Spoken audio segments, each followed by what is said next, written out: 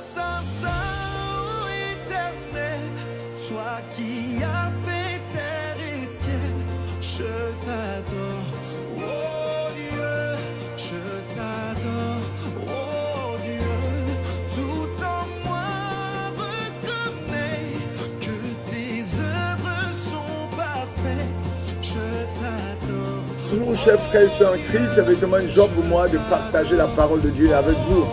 Ce matin, je suis Michael Bogus, disciple de Christ, serviteur du Dieu vivant. Je suis là pour que nous puissions partager la parole de Dieu, comme tous les matins, et célébrer, proclamer le règne de l'Éternel des armées. Voilà, nous avons commencé une étude où on a fait l'introduction pour montrer que si nous cherchons Dieu de tout notre cœur, nous le trouverons. Dieu se laisse trouver par ceux qui le cherchent. Voilà. Et cette étude a 7 étapes.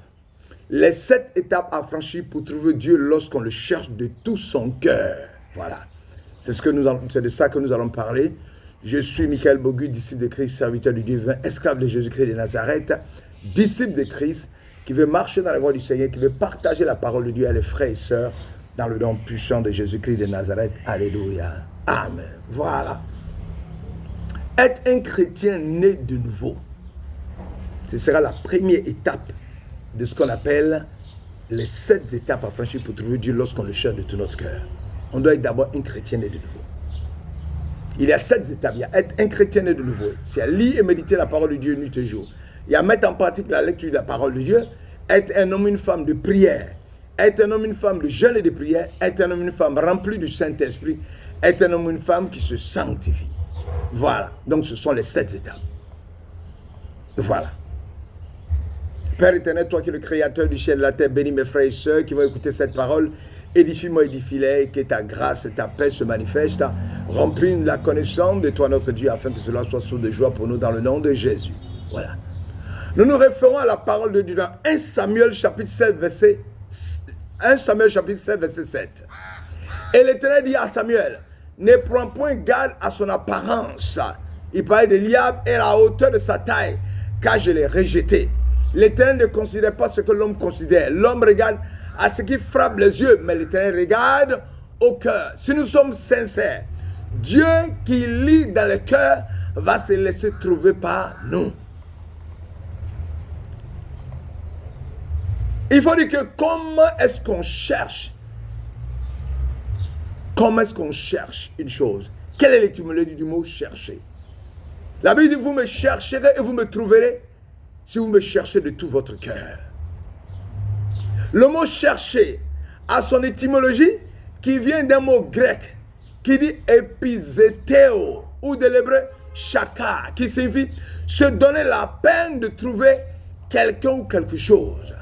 Dieu veut que nous le cherchions en quittant l'endroit où nous sommes pour que nous soyons où il se trouve. Avant notre mouvement vers lui, il y a 2 positions spirituelles respectives qui étaient la nôtre avant ce mouvement-là. Soit nous sommes un nouveau converti ou un chrétien ancien n'étant pas né de nouveau qui a besoin de la nouvelle naissance. Ou un chrétien, je te le trouve un chrétien qui a accepté Jésus-Christ et qui est né de nouveau.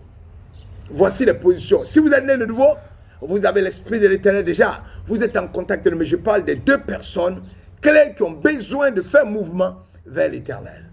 La Bible déclare dans Jean chapitre 17, verset 3, « Oh, la vie éternelle, c'est qui te connaissent au Mandebresa. Toi, le seul vrai Dieu, et celui que tu as envoyé, Jésus-Christ. » L'objectif de Dieu, c'est qu'on le connaisse et qu'on sache par conviction qu'il a envoyé son Fils sur terre pour nous montrer la voie à suivre, afin de le trouver. Nous savons tous que le désir et la volonté sont au commencement de toute quête ou de toute recherche de Dieu. Selon Matthieu chapitre 12, verset 34 à 35, « Car c'est de l'abondance du cœur que la bouche parle. L'homme bon tire de bonnes choses de son bon trésor, l'homme méchant tire de mauvaises choses de son mauvais trésor. » Jésus nous montre que toute quête doit nécessairement engager la sincérité de notre cœur pour atteindre l'objectif qu'on se fixe. Jésus posait toujours la question aux malades, « Veux-tu être guéri avant d'opérer le miracle ?» Quand le cœur d'une personne accepte de faire quelque chose, c'est avec zèle, engagement, dévouement, détermination, conviction qu'il le fait. Mais que dois-je faire lorsque je cherche quelqu'un de tout mon cœur? Lorsque dans notre vie de tous les jours, nous cherchons quelqu'un de tout notre cœur, qu'est-ce qu'on fait? Nous demandons à notre entourage des nouvelles de cette personne. Nous contactons des personnes qui sont proches. Nous collectons des informations sur la personne. S'il est dans un lieu public, nous sommes vigilants. Nous ne nous laissons pas distraire par tout ce qui se passe aux alentours. Nous cherchons à focaliser, à localiser la personne.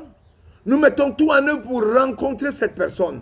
Dans le cas d'espèce, le premier obstacle qu'il faudra franchir pour celui qui cherche Dieu, c'est passer de notre condition spirituelle de pécheur pour la condition spirituelle de la nouvelle naissance. Être né de nouveau.